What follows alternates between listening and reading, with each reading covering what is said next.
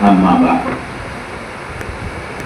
حضرات علماء کرام، بزرگوں اور دوستوں، آپ حضرات مسلسل کئی گھنٹوں سے بیٹھے ہیں اور مختلف مکاتب فکر اور مسلک کے علماء کی قیمتی اور مفید باتیں آپ نے سنی ہیں، اور جس مقصد کے لیے آج کا یہ جلسہ منعقد کیا گیا تھا کہ لوگوں میں مسلم پرسنل لا بورڈ کی تحریک کے سلسلے میں بیداری پیدا کی جائے، جو اس کالے قانون کے خلاف سپریم کورٹ میں لڑائی چل رہی ہے، اور اس کے ساتھ ساتھ عوام کے درمیان بیداری پیدا کر کے اپنی آواز حکومت کے ایوانوں تک پہنچائی جائے کہ ہمیں یہ کالا قانون کسی بھی صورت میں منظور نہیں ہے۔ وہ مقصد پورا ہو چکا ہے، وقت بھی کافی ہو چکا ہے، لیکن دو باتیں خاص طور سے اس موقع پر میں آپ سے کہنا چاہتا ہوں کہ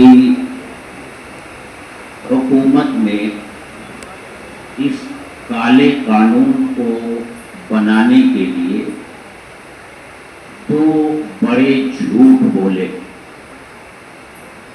یوں تو یہ مرکزی حکومت جو 11 سال سے ہمارے ملک میں ہے، اس کی سیاست کی بنیاد جس پتھر پر ہے وہ نفرت اور جھوٹ ہے۔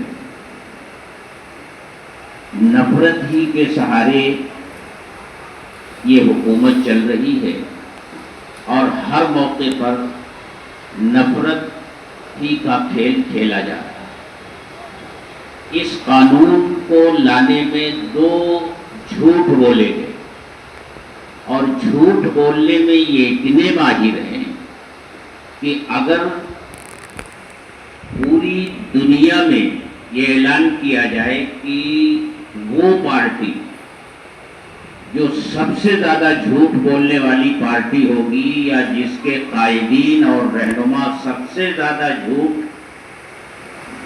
بولنے میں پائے جائیں گے، ان کو انعام دیا جائے گا، تو میں کہتا ہوں بلا کسی شک و شبہ کے یہ انعام ان کو ہی جائے گا۔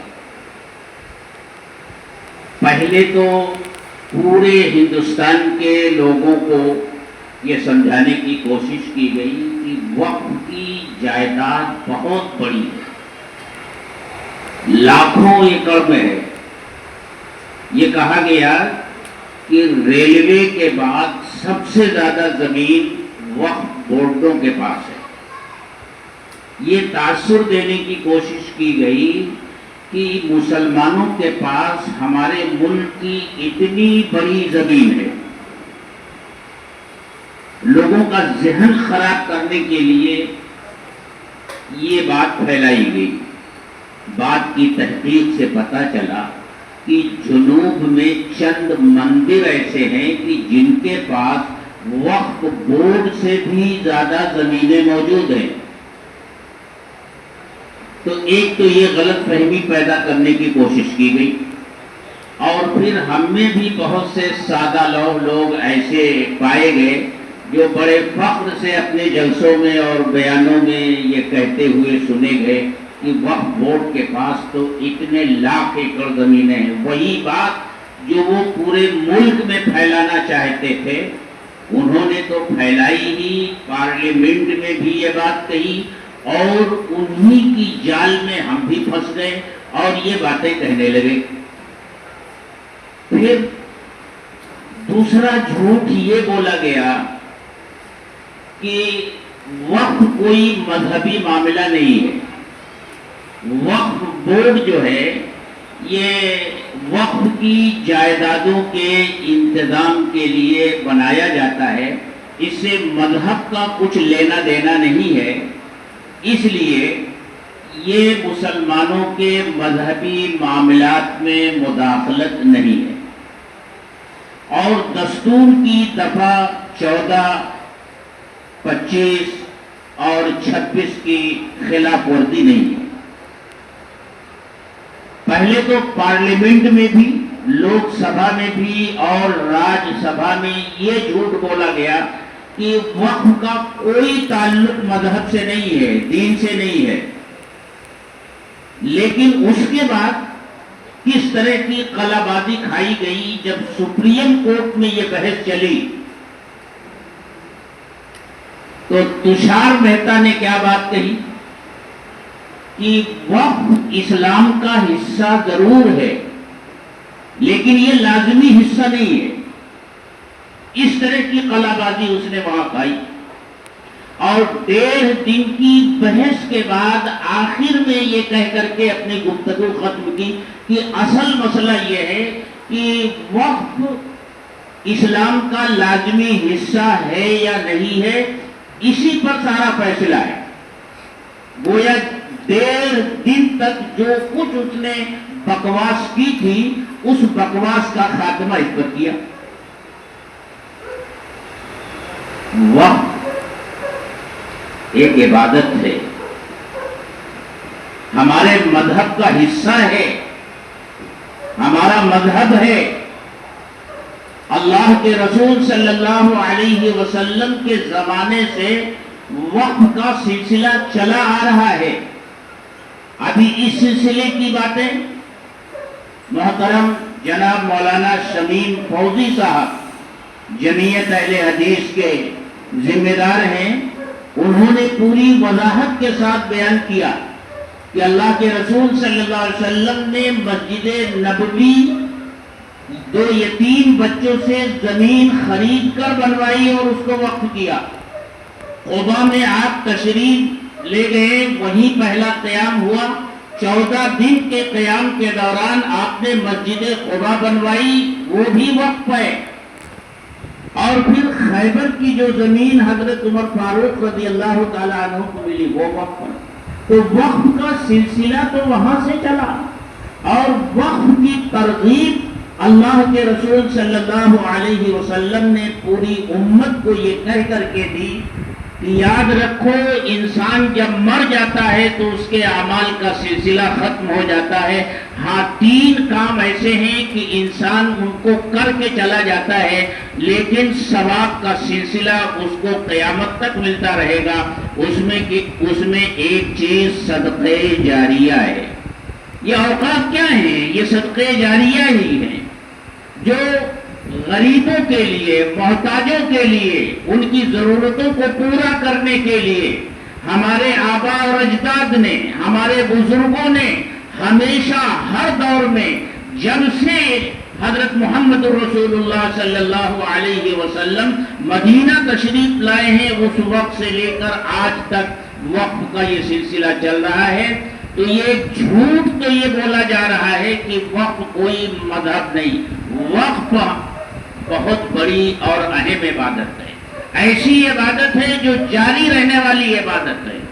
نماز آپ نے پڑھی، نماز کا ثواب مل گیا، بات ختم۔ روزہ آپ نے رکھا، روزے کا ثواب مل گیا، بات ختم۔ حج آپ نے کیا، حج کا ثواب آپ کو مل گیا، بات ختم۔ لیکن آپ نے ایک مسجد بنوا دی، آپ نے ایک کنواں کھدوا دیا، آپ نے کوئی باغ وقف کر دیا، آپ نے کوئی قبرستان بنا کر کے وقف کر دیا۔ جب تک وہ قبرستان موجود ہے، جب تک وہ مسجد موجود ہے، جب تک وہ کنواں موجود ہے اور لوگ اس سے فائدہ اٹھا رہے ہیں، اللہ کی مخلوق اس سے فائدہ اٹھا رہی ہے، ہم اور آپ اس دنیا میں نہیں رہیں گے لیکن وہ سلسلہ چلتا رہے گا اور ہمارے نامہ اعمال میں اس کا ثواب لکھا جاتا رہے گا۔ تو پہلا جھوٹ تو یہ بولا جا رہا ہے۔ اور اقلیتی امور کا جو وزیر ہے وہ پارلیمنٹ میں کھڑے ہو کر کے کہتا ہے، اتنا بڑا جھوٹ بولتا ہے۔ اب تو ان لوگوں نے جھوٹ کو جھوٹ کہنے پر بھی پابندی لگا دی ہے۔ اور یہ کہہ دیا ہے کہ یہ غیر پارلیمنٹری لفظ ہے، جھوٹ کے بجائے اسد کہیے. چلیے بھائی یہ اسد ہے. وہاں کھڑے ہو کر کے یہ کہتا ہے کہ وقف کوئی مذہبی معاملہ نہیں ہے، اور وقف کا یہ قانون لا کر کے ہم مسلمانوں کے مذہب میں مداخلت نہیں کر رہے ہیں، اور دستور کی دفعہ 14، 25، 26 اور 29 کی خلاف ورزی ہم نہیں کر رہے. ایک جھوٹ تو یہ بول رہے ہیں. دوسرا جھوٹ یہ کہ ہم اس قانون کے ذریعے وقف کی حفاظت کرنا چاہتے ہیں. اب آئیے تھوڑی دیر اس پر بھی غور کر لیجئے کہ یہ کس طرح وقف کی حفاظت کرنا چاہتے ہیں. وقف کی ایک شکل وقف بائی یوزر وہ آپ کے سامنے آئی. ہمارے بعض محترم مقررین نے اس کا ذکر کیا. وقف بائی یوزر کا مطلب کیا ہے؟ وہ قبرستان، وہ مسجد، وہ درگاہ اور وہ امام باڑے جو صدیوں سے اس حیثیت سے استعمال میں ہیں، مسجد کی حیثیت سے اس سے مسلمان استعمال کر رہا ہے، قبرستان کو قبرستان کی حیثیت سے استعمال کر رہا ہے، اسے وقف مانا گیا. اور یہ جو وقف قانون بنا 1954 میں، جس قانون کو لانے میں جمعیت علماء ہند کا بنیادی اور اہم کردار رہا. یہ قانون آیا کیسے؟ اس کی ایک تاریخ ہے. جب ملک تقسیم ہوا، لاکھوں لوگ یہاں سے پاکستان گئے، سرحد کے اس پار گئے، اور لاکھوں لوگ وہاں سے ہندوستان میں آئے. تو جو لوگ وہاں سے ہندوستان میں آئے انہیں جہاں جگہ ملی اس پر قبضہ کر لیا، درگاہوں پر قبضہ کیا، مسجدوں پر قبضہ کیا، حتیٰ کہ اجمیر شریف کی درگاہ پر بھی انہوں نے قبضہ کیا. تو فکر ہوئی ہمارے بزرگوں کو اس وقت کہ اس طرح تو جب وقت کی جائیدادوں پر اس طرح قبضہ ہوتا چلا جائے گا تو کچھ نہیں بچے گا. نہ خانقاہیں بچیں گی، نہ درگاہیں بچیں گی، نہ مساجد بچیں گی، سب ان کے قبضے میں چلی جائیں گی. تو جمعیت علماء ہند نے 1948 میں ورکنگ کمیٹی بلائی، اور اس ورکنگ کمیٹی میں یہ فیصلہ ہوا کہ وقف کے لیے ایک مسودہ تیار کیا جائے. ماہر وکلا کے ذریعے ایک مسودہ تیار کیا گیا، اور پھر وہ مسودہ پارلیمنٹ میں 2054 میں ایڈوکیٹ احمد کاظمی کی معرفت پیش کیا گیا، اور وہ قانون بنا. یہ ہے 1954 کا قانون، جس میں یہ وقف بائی یوزر کو رکھا گیا کہ ایسی مسجدیں، ایسی درگاہیں اور ایسے قبرستان، ایسے امام باڑے جو صدیوں سے مسلمانوں کے استعمال میں ہیں، ان کا کوئی کاغذ نہیں ہے، ان کی کوئی دستاویز نہیں ہے، انہیں وقف مانا جائے گا. صرف استعمال دیکھا جائے گا اور ان عمارتوں کی بناوٹ دیکھی جائے گی. مسجد کی شکل میں ہے تو مسجد مانی جائے گی، مزار کی شکل میں ہے تو اسے مزار مانا جائے گا، جہاں تدفین ہوتی ہے اسے قبرستان مانا جائے گا. اس کے لیے کسی دستاویز کی ضرورت نہیں ہے، کسی کاغذ کو دکھانے اور بتانے کی ضرورت نہیں. یہ قانون 1954 سے لے کر کے 2013 تک موجود رہا. 2013 میں جو ترمیم ہوئی اس میں بھی اسی طرح موجود. پھر اب یہ جو لائے ہیں وقف بائی یوزر، اس کے لیے 3 شرطیں انہوں نے لگائی ہیں، اور وہ 3 شرطیں ایسی ہیں. پہلی شرط یہ ہے کہ اس کا اندراج ہو. اب آپ بتائیے، جو مسجد 400 سال پرانی ہے، جو مسجد اکبر کے دور کی ہے، اس مسجد کے کاغذ کہاں سے لائے جائیں گے؟ اس کا اندراج کیسے ہوگا؟ اگر اندراج نہیں ہے تو اسے وقف نہیں سمجھا جائے گا، اسے وقف نہیں سمجھا جائے گا۔ اب یہ وقف کی جائیداد پر قبضہ کرنا ہے اور کہتے ہیں کہ ہم وقف کی جائیداد کی حفاظت چاہتے ہیں، یہ آنکھوں میں دھول جھونک رہے ہیں، یہ پورے ملک کو بیوقوف بنا رہے ہیں۔ یہ وقف کی جائیدادوں کو ہڑپ کرنا ہے۔ دوسری شرط یہ لگائی کہ جو وقف بائی یوزر ہیں اس کو وقف اسی وقت مانا جائے گا جب اس کے بارے میں کوئی جھگڑا نہ ہو، کوئی جھگڑا نہ ہو۔ ارے بھائی، جھگڑا لگانا تو آپ کے بائیں ہاتھ کا کھیل ہے، جب چاہے آپ جھگڑا لگا دیں، اور جھگڑا لگا دیں گے مسئلہ کھڑا ہو جائے گا، اور پھر آپ نے اس میں یہ رکھا ہے کہ وہ کلکٹر کے پاس جائے گا۔ کلکٹر تو آپ کا آدمی ہے، جس دن کلکٹر کے پاس وہ معاملہ چلا جائے گا اسی وقت اسے وقف کے وہاں سے نکال دیا جائے۔ تیسری شرط یہ لگائی کہ وہ سرکار کی جگہ نہ ہو۔ ارے بھائی، تمہارے سرکار کی جگہ کیسے ہو سکتی ہے؟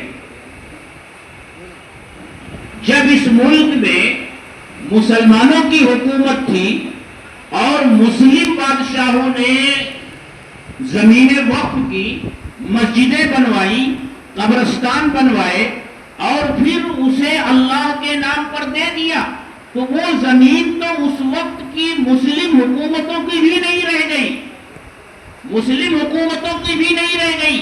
اس کے بعد انگریز آئے، اور انگریز کے بعد اب ہماری یہ حکومت آئی ہے، تو وہ زمینیں تمہاری کیسے ہو گئی؟ وہ زمینیں تو ہمارے بزرگوں نے 800 سال پہلے دی ہے، 500 سال پہلے دی ہے، 400 سال پہلے دی ہے، اور وہ زمین انسان کی ملکیت سے نکل کر اللہ کی ملکیت میں چلی گئی، تو وہ کسی سرکار کی یا کسی حکومت کی زمین کیسے ہو سکتی ہے؟ یہ سب وقف بائی یوزر ان زمینوں پر قبضہ کرنے کی ایک سازش ہے۔ آپ یاد رکھیے، یہ جو قانون لایا گیا ہے اس کا مقصد قانونی طور سے وقف کی زمینوں پر قبضہ کرنا ہے۔ اب تک تو غیر قانونی طور سے سرکاروں نے وقف کی زمینوں کو ہڑپا ہے۔ شری کرشنا کمیشن کی جو رپورٹ پارلیمنٹ میں، اس کا ایک حوالہ دے کر کے یہ کہا گیا کہ اتنے کروڑ ہے اس کی پراپرٹی اور آمدنی اتنی ہوتی ہے، اسی شری کمیشن کی رپورٹ میں یہ موجود ہے کہ وقف کی زمینوں پر سب سے بڑا قبضہ سرکاروں کا ہے۔ یہ قبضہ ناجائز تھا، لیکن اب اس قبضے کو قانونی بنانے کے لیے یہ قانون لایا گیا ہے۔ اب قانونی طور سے یہ سرکار وقف کی زمینوں کو ہڑپنا چاہتی ہے۔ اور پھر ایک بات اور دیکھیے کہ کتنا احسان کرتے ہیں، ہماری کتنی فکر کرتے ہیں۔ اب تک جو وقف بورڈ ہوتے تھے یا وقف کونسل ہوتی تھی، اس میں وقف کونسل میں 20 ممبر ہوتے تھے، اور وہ 20 کے 20 مسلمان ہوتے تھے۔ لیکن اب جو قانون لایا گیا اس میں کہا گیا کہ اس میں سے 10 مسلمان ہوں گے، باقی جو 12 ہیں اس کے بارے میں خاموش۔ مسلم ہونے کی جو شرط لگی ہوئی تھی وہ نکال دی گئی۔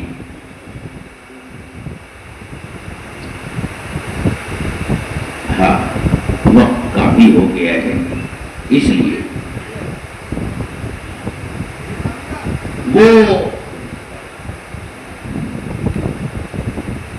اب سوال یہ ہے کہ وقف ہمارا مذہبی معاملہ ہے، اس میں اپنے مذہب کو ہم سمجھتے ہیں، ایک مسلمان ہی اپنے مذہب کو سمجھتا ہے، جس طرح ہم اپنے ہندو بھائیوں کے مذہب کو نہیں سمجھتے، ان کی مذہبی ریت رواج کیا ہے ہم اس کو نہیں سمجھتے، ان کی کسی مذہبی کمیٹی میں اگر کسی مسلمان کو رکھ دیا جائے تو وہاں جا کے کیا کرے گا؟ بلکہ ہم تو یہ کہتے ہیں کہ اگر وہ یہ کہیں گے کہ بھئی ہم نے تمہاری اس کمیٹی میں ہندو بھائیوں کو رکھا ہے تو ہم ہندو بھائیوں کی کمیٹی میں تمہیں رکھیں گے، ہم کہیں گے ہمیں یہ منظور نہیں، کیونکہ ہم جانتے ہی نہیں ہیں کہ ان کا مذہب کیا ہے، ان کا دھرم کیا ہے، ہم وہاں جا کر کیا کریں گے؟ تو پھر اسی طرح ہمارے مذہبی معاملات میں ہمارا ہندو بھائی جو ہمارے مذہب کو نہیں جانتا، وقت کیا ہے وہ نہیں جانتا، وقت کے مسائل کیا ہیں وہ نہیں جانتا، وقت کی مذہبی حیثیت کیا ہے وہ نہیں جانتا، وہ کیا وہاں بیٹھ کر فیصلے کرے گا؟ اس سے پہلے جو 22 ممبران ہوتے تھے وقف کونسل کے، ان کا انتخاب ہوتا تھا، ان کا الیکشن ہوتا تھا، اب یہ سب گورنمنٹ ان کو نامزد کرے گی، نامنیشن ہوگا ان کا، وہ سب گورنمنٹ کے آدمی ہوں گے، اور گورنمنٹ کیا کر رہی ہے، آج سنستھاؤں کا کیا حال ہے گورنمنٹ کے سامنے، ساری دنیا اس کو جانتی ہے۔ اور اس پر ایک بات اور کہوں کہ ہمارے ملک میں ایک قانون ہے کہ اگر کسی کا قبضہ کسی پراپرٹی پر 12 سال ہے، 12 سال اگر اس کا قبضہ ہے تو اس کے بعد وہ قبضہ چھڑایا نہیں جا سکتا۔ 1995 کا جو وقف قانون ہے اس میں یہ ہے کہ وقف کی جائیدادوں پر یہ قانون لاگو نہیں ہوگا۔ کوئی اگر 50 سال سے وقف کی جائیداد پر قابض ہے تو اس کو عدالت میں جا کر کے اس کو چھوڑوایا جا سکتا ہے۔ یہ کہہ دیا گیا کہ یہ قانون ہم ختم کرتے ہیں۔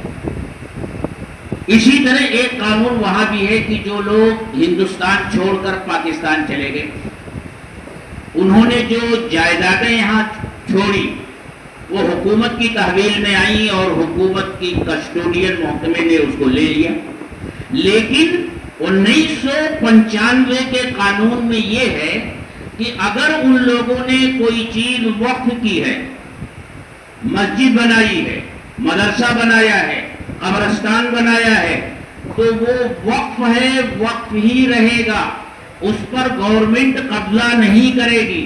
ہاں ان کی نجی جائیداد جو چھوڑ کر یہاں گئے ہیں اس پر قبضہ کرے گی۔ اس قانون کو بھی ہٹا دیا گیا، اور مظفر نگر میں اب وہ تماشا شروع ہو گیا ہے۔ مظفر نگر میں وہ جو وہاں کے صاحبزادہ لیاقت علی خان تھے جو پاکستان کے وزیر اعظم بنے، وہ مظفر نگر کے تھے، ان کے خاندان کے لوگوں نے وہاں مسجدیں بنوائی تھی۔ اب ان مسجدوں پر بلڈوزر چلانے کی تیاری شروع ہو چکی ہے۔ اس طرح کئی ہزار مسجدوں پر بلڈوزر چلنے کی نوبت آ جائے گی۔ اس طرح سے پورے ملک کی مسجدیں خطرے میں آ گئی، قبرستان خطرے میں آ گئے، اور یہ کہتے ہیں کہ ہم تو ان کا تحفظ چاہتے ہیں۔ تحفظ نہیں بلکہ آپ ان کے اوپر اپنا قانونی قبضہ چاہتے ہیں، وقت کو آپ ختم کرنا چاہتے ہیں، اور جھوٹ بول کر آپ ایسا کر رہے ہیں۔ یاد رکھیے یہ ہمارا مذہبی معاملہ ہے، اور مذہبی معاملہ ہونے کے ساتھ ساتھ یہ دستوری معاملہ ہے۔ یہ صرف ہمارے مذہب پر حملہ نہیں ہے بلکہ ہمارے دستور پر، ہمارے سمویدھان پر حملہ ہے۔ سمویدھان کی دفعہ 14 جو یہ کہتی ہے کہ اس ملک میں بسنے والے شہریوں کے درمیان کوئی فرق نہیں رکھا جائے گا، ہمارے لیے کچھ اور ہمارے دوسرے بھائیوں کے لیے کچھ اور، یہ دفعہ 14 کی خلاف ورزی ہے۔ قانون کی دفعہ 25 اور 26 ہمیں اپنے مذہب پر عمل کرنے کی، اپنے مذہبی ادارے قائم کرنے کی اور ان کو چلانے کی مکمل آزادی دیتے، لیکن اس کی بھی خلاف ورزی۔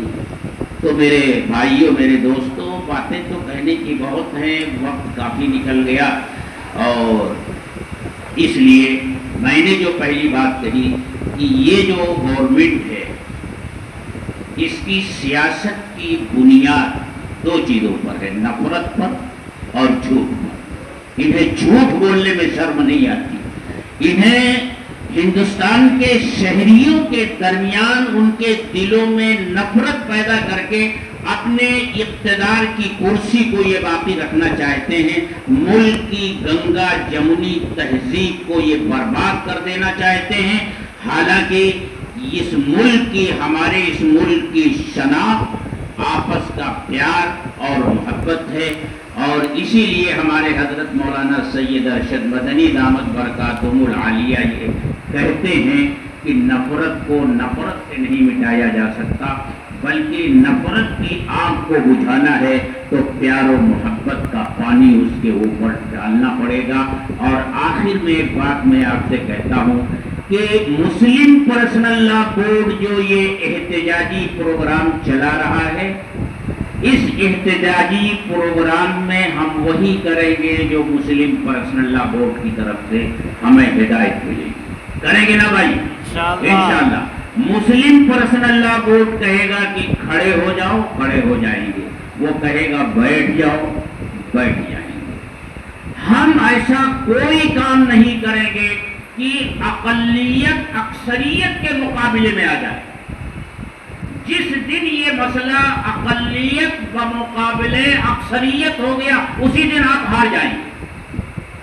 جس دن یہ مسئلہ مسلم بمقابلے ہندو ہو گیا، آپ ہار جائیں گے۔ یہ مسئلہ صرف مسلمانوں کا نہیں ہے، یہ مسئلہ سنویدھان کا ہے، اور سنویدھان کا مسئلہ اس ملک کے تمام شہریوں کا مسئلہ ہے۔ یہ مسلمانوں کا مسئلہ ہے، ہندوؤں کا مسئلہ ہے، سکھوں کا مسئلہ ہے، جینیوں کا مسئلہ ہے، سب کا مسئلہ ہے۔